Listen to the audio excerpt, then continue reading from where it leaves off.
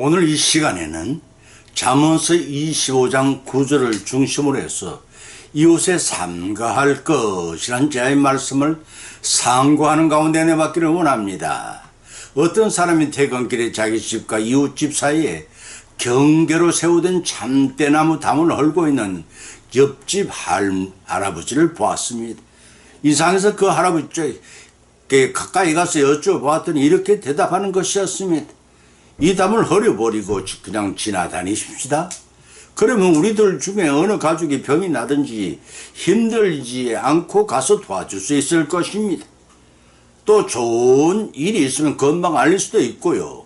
그것이 이웃이 아니겠습니까? 하는 것이었습니다.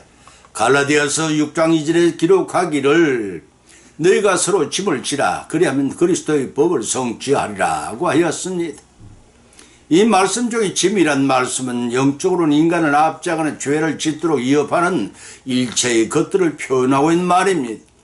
사도 바울은 성도 간의 영적 교제와 도움 기도를 통하여 이 짐을 함께 질 것을 권유하고 있습니다. 이러한 그리스도의 법은 제도화된 성문법을 말하는 것이 아닙니다. 그리스도의 법을 성취하는 말씀의 뜻은 이웃 사랑을 위해 형제 간에 서로 사랑할 것을 권유하는 말씀을 담고 있습니다. 이 말씀은 그리스도의 계명, 특히 서로 사랑하라는 새 계명을 너희에게 주노니 서로 사랑하라. 내가 너희를 사랑한 것 같이 너희도 서로 사랑하라. 너희가 서로 사랑하면 이로써 모든 사람이 너희에게 내 제자인 줄 알리라고 하셨습니다. 주님 안에 서로가 사랑한다면 이 땅에 사는 동안 남을 비방하거나 다투지 않을 것이요, 남을 압제하고 속일 일도 없을 것이요, 남의 은밀한 일을 누설하지 않을 것이요, 대적하고 미워하지도 않을 것이며 모해하거나 멸시하지도 않을 것입니다. 왜냐하면 그런 행위는 누워서 자기 얼굴에 침을 뱉는 행위와 같기 때문에 종국엔 화평을 이루지 못할 것입니다. 바로 오늘 이 시간에는 이웃에게 삼가할 5가지 말씀을 본문으로 삼고 상고하는 가운데 피차의 풍성한 넓은 귀중한 시간이 되시길 바랍니다. 저처럼 비방하고 다투지 말라고 했습니다. 시편 101편 5절과 잠언서 25장 8절을 찾아보면 그 이웃을 극히 하는 자는 내가 멸할 것이요 눈이 높고 마음이 교만한 자를 내가 용납하지 아니하리라. 너는 겁거이 나가서 다투지 말라. 마침내 네가 이웃에게 욕보게 될 때에 네가 어찌할 줄 알지 못할까 두려우니라고 하셨습니다. 아담 스미스라는 분은 자신의 저서에서 사람은 환경의 지배를 받는 사회적 동물이라고 했습니다. 사회적 동물이란 사람은 혼자 살 수가 없고 이웃과 더불어 사는 고등동물이라는 의미입니다. 특히 이웃과의 관계는 내가 하기에 따라서 그들의 모습이 내게 비춰지게 마련입니다. 이는 마치 거울과 같아서 내가 이웃에게 어떻게 대하고 있는가가 투영되어 나타납니다. 그래서 성경은 이웃과 다툴 때에 10가지 해야 할 우리에게 이렇게 교훈하고 있습니다. 첫째는 이웃과 다투면서 다시 화목하기 어렵다고 봤습니다. 잠언서 25장 8절에 10절 말씀이 두 번째는 명예롭지 못하다는 것입니다. 잠언서 2장 3절의 말씀입니다. 세 번째는 말에 실수하기가 쉽고 이로 인해 수억을 당한다는 것입니다. 잠언서 25장 8절 10절 말씀입니다. 계속해서 시비를 일으키게 된다는 것입니다. 잠언서 26장 2절의 말씀입니다. 다섯 번째는 범죄하게 된다는 것입니다. 잠언서 29장 20절의 말씀입니다. 여섯 번째는 주님의 말씀 어기게 된다는 것입니다. 로마서 10장 18절 21절 말씀입니다. 일곱 번째는 이웃으로 믿음을 꺼리게 한다는 것입니다. 로마서 14장 1절과 19절 20절 말씀입니다. 여덟 번째는 육신에 속한 자가 된다는 것입니다. 고린도 전서 3장 3절의 말씀입니다. 아홉 번째는 하나님의 자녀된 빛을 나타내지 못한다는 것입니다. 야고보서 3장 16절의 말씀입니다. 열 번째는 요란함과 모든 악한 일이 있게 된다는 것입니다. 야고보서 3장 16절의 말씀입니다. 이러한 성경의 말씀들을 우리에게 교훈한 것만 봐도 이웃과의 화평해야지 불화하는 우리에게 아무 덕이 될 것이 없다는 사실을 깨우쳐 주고 있는 것입니다. 본문 10편 101편 5절에 그 이웃을 거기 하는 자란 이웃을 엄밀하게 중상 모욕하는 자를 가리킵니다. 하나님께서 십계명 가운데 제9계명에서 내 이웃에 대하여 거짓 증거하지 말라 하신 십계명을 어긴 자들을 엄하게 징벌을 하도록 명하셨습니다. 신명기 19장 18절 20일 기록을 찾아봉독하면 재판장이 자세히 사실에 그 정인이 위증이니라 그 형제에게 행하려고 그 형제를 거지로 모함한 것이 판명되거든 그 형제에게 행하려고 꾀한 대로 그에게 행하여 너희 중에 악을 제하라 그리하면 그 남은 자들이 듣고 두려워하여 이후부터는 이런 악을 너희 중에서 다시 행하지 아니하리라고 하였으니 위정인에게는 동해복수법을 적용시켜 엄히 다루었음을 알 수가 있습니다. 또 본전에 눈이 높고 마음이 교만한 자란 거만하고 마음에 욕심이 가득한 자를 가리킵니다. 따라서 본것은 아나 무인격으로 오만불손한 자처럼 내 이웃에게 위정하지 말라는 교훈입니다. 다윗은 잠언서 21장 4절에 아들 솔로몬에게 훈계하기를 눈이 높은 것과 마음이 교만한 것과 악인의 형통한 것을 다 죄라고 규정하고 있습니다. 본문 잠언서 25장 8절에서는 겁거이 나가서 다투지 말라. 마침내 네가 이웃에게 욕보게 될 때에 네가 어찌할 줄을 모를까 두려워하니라고 했습니다. 이 말씀은 다투기 위해 성급히 나가는 것을 경계한 말입니다. 법정이나 시비를 가리는 자리에서 신중한 자세를 가지라고 권면한 교훈으로 볼 수가 있습니다. 이 말씀은 다투기 위해 성급한 것을 경계한 것입니다. 다시 말해서 어떤 사건에 대해 전후사전은 제대로 판단하지 않고 성급하게 자신의 편견에 따라 상대방을 비난하고 다투거나 그러한 일과 관련된 증인이 되는 자를 마침내 시비가 밝힌 이후에 오히려 자신의 잘못이 드러나 사람들로부터 멸시와 비난을 받게 될 경우가 발생합니다. 그러므로 불가피하게 다른 사람과 시비를 가질 수밖에 없게 되었을 때에는 보다 신중하게 행동하여 수치를 당하는 여지를 미리 막으라는 교훈인 것입니다. 두 번째는 압제하지 말고 속이지 말라고 했습니다. 레위기서 19장 13절을 찾아보면 너는 네 이웃을 압제하지만 좀 넉탈하지 말며 품꾼의 삭스를 아침까지 밤새도록 네게 두지 말며라고 했습니다. 본절 서두에서는 이웃을 압제하지 말고라고 했으면 여기서 압제라는 말은 누를 억제할 제 압박하고 억제하는 것을 말합니다. 이 말은 남의 자유를 억누르다는 의미를 가지고 있습니다. 이는 독재자의 전형적인 통치 방법이고 강대국의 식민지 정책이 자유를 말살하고 억압 인권을 탄압하는 방법과 유형이 다를 뿐 대동소이하게 사용되었음을 우리는 군사 독재 정치나 일본 제국주의 식민 정책을 통해 이를 잘 알고 있습니다. 본문에서 내 이웃을 그렇게 압제하지 말라는 것입니다. 그리고 넉탈하지 말라는 것입니다. 넉탈에는 엄두를 빼앗을 탈, 폭력이나 위력으로 빼앗음, 강탈이라는 의미를 지니고 있습니다. 이는 10계명 가운데 10번째 계명으로서 이웃의 집을 탐내지 말지니라는 계명을 어긴 것이 됩니다. 이 말씀은 출애굽기 20장 1절 17절에 수록된 말씀으로서 이웃의 아내는 그의 남종이나 그의 여종이나 그의 소나 그의 낙이나 물론 내 이웃의 소유를 탐내지 말라 하신 말씀으로 임의로 여기는 죄를 범하는 일입니다. 본문에 압제하지 말라는 뜻은 하나님이 사랑의 법칙을 벗어나 힘이나 권력에 편성하여 연약한 이웃을 억제하지 말라는 것입니다. 또 넉탈하지 말라는 말의 의미는 힘이나 권력에 편성하여 폭력이나 무력으로 남의 소유를 강제로 탈취하지 말라는 뜻입니다. 또 넉탈하지 말며라는 의미는 힘이나 권력의 편성에 폭력이나 무력으로 남의 소유를 강제로 탈취하지 말라는 것입니다. 원래 넉탈의 원어 히브리어 가잘이라는 뜻은 껍질을 벗겨낸다는 뜻으로 사람이 양의 거죽을 벗겨내도 철저하게 수탈하는 행위를 가리키는 말입니다. 또한 본문의 말미에서 품꾼의 싹스를 아침까지 밤새도록 두지 말며라는 의미는 일일 고용직 노동자의 하루 임금을 즉시 지불하는 뜻입니다. 왜냐하면 그들 일용직 노동자들이 그날에 받는 임금으로 살아가기 때문에 반드시 이유 없이 지불을 늦추지 말라는 것입니다.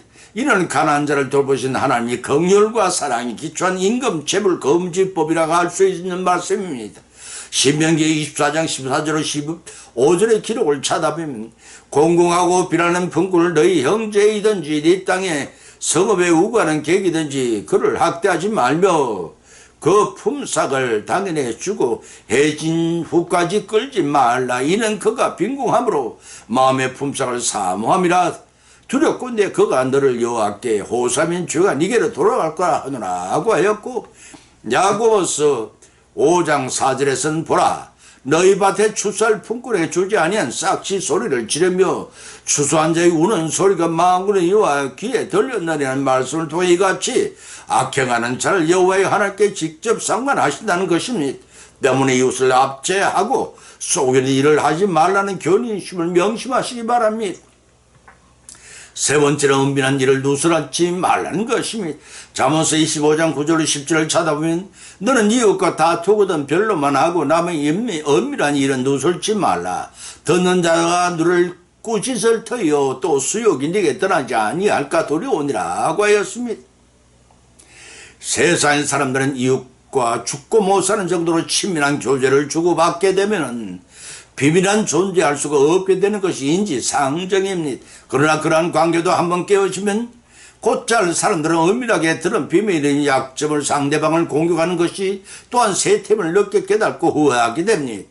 본문의 말씀은 이웃과 다투거든 남의 은밀한 일을 누설지 말라고 경계하고 있습니다. 특히 이웃과의 송사의 상대방을 불리하게 만들기 위해 상대방의 약점을 폭로하거나 혹은 송사에서 패한 분포를 상대방이 믿고 말했던 부끄러운 말을 비부를 누설하거나 어리석은 행동을 하지 말라는 권고입니다. 이 말씀에 뜻은 하나님이 섬기는 성도는 시시비비를 가림이 있어서 정당해야 하며 성리를 위해 술수를 써서는 안 된다는 것입니다. 마태복음 18장 15절에 예수님께서 말씀하시기를 형제가 잘못을 범했을 때 그것을 타인에게 폭로할 것이 아니라 당시 당사자와 더불어 권고하고 문제를 해결하고 검열하고 계십니다. 왜냐하면 의미는 비밀을 누설하게 되면 듣는 자가 꾸짖을 드시오 또 수욕이 네게 떠나지 아니할까 두려우니라고 하였습니다. 이 말씀에 뜻은 남의 은밀한 비밀을 누설한 사람은 결국 그 누설로 인해 오히려 비난과 수치를 당하게 될 것이라는 말씀입니다.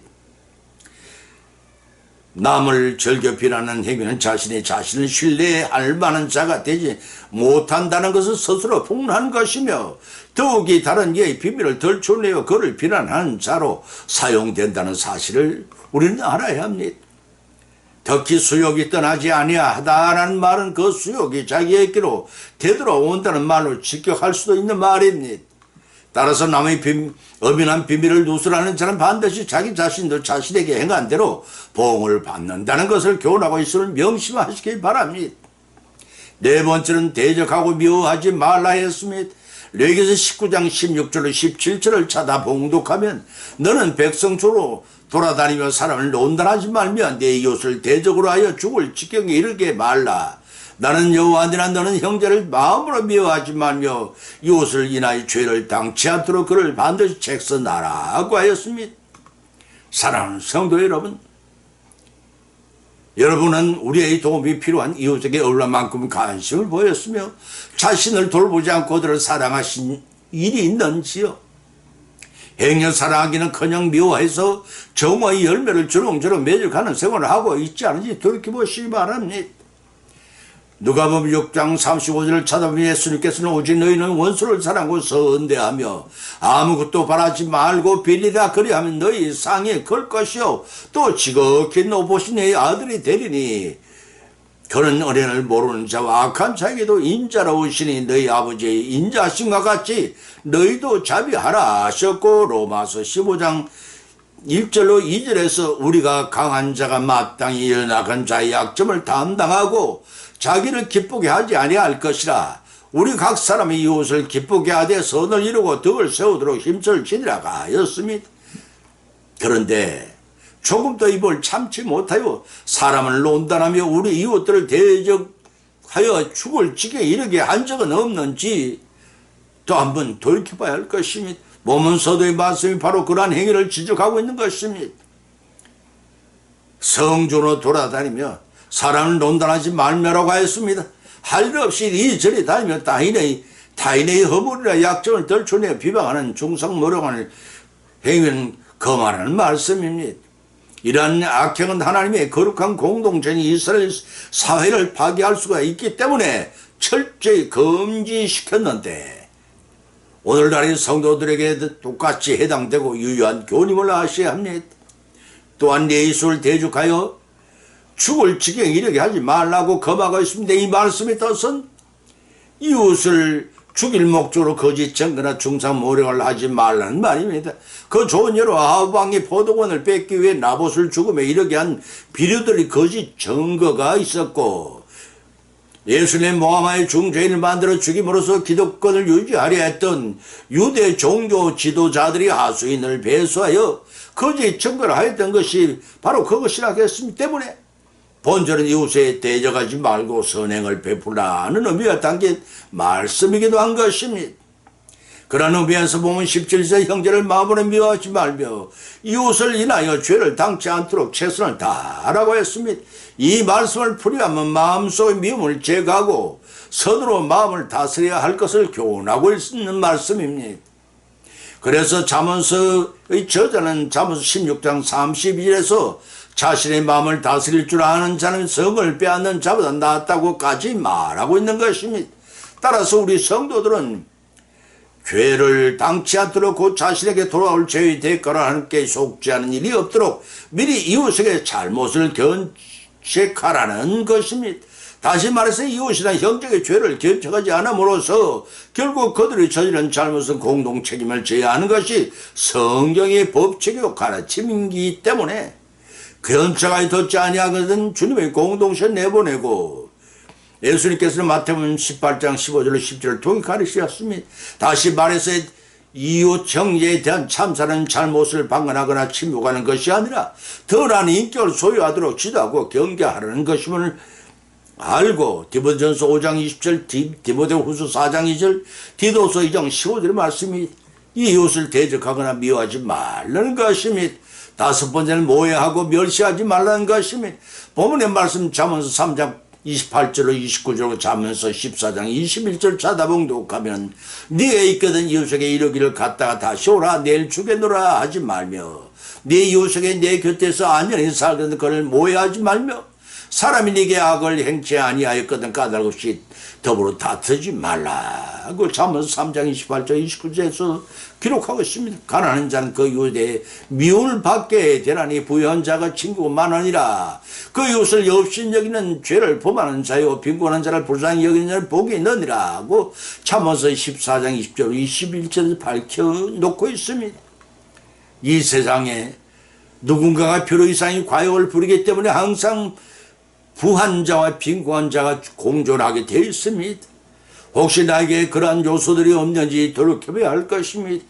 디모데전서 6장 17절로 19절 찾아보면 네가 이 세대의 부한 자들 명예의 마음을 높이지 말고 정함이 없는 재물에 소망을 두지 말고 오직 우리에게 후히 주사 누리게 하시는 하나님께 두며 선한 일을 행하고 선한 사회에 부하고 나눠주기를 좋아하며 동조하는 자가 되게 하라. 이것이 장래 자기를 위해 좋은 틀을 쌓아 참된 생명을 취하는 것이라고 하였습니다.